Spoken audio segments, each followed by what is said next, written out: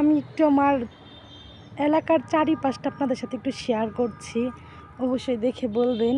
তো ওই যে তো সামনে দেখতে পাচ্ছেন, এটা হয়েছে একটা ধানের খলা।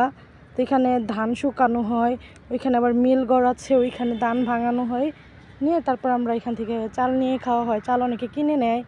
তো এই যে আমাদের এখানে অনেক বালু তোলা হয়, বালুর ব্যবসা হয়, ঠিক আছে। তো এই যে এটা আমাদের এলাকা। তো এখান দিয়ে আমাদের একটা মেন রোড গেছে, এটা ভিতরের রোড।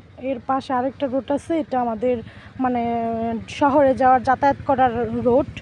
তো এই যে দেখতে পাচ্ছেন সবুজ গাছগাছরা। তো আমাদের এলাকাটা কেমন লাগছে অবশ্যই একটু সবাই জানাবেন।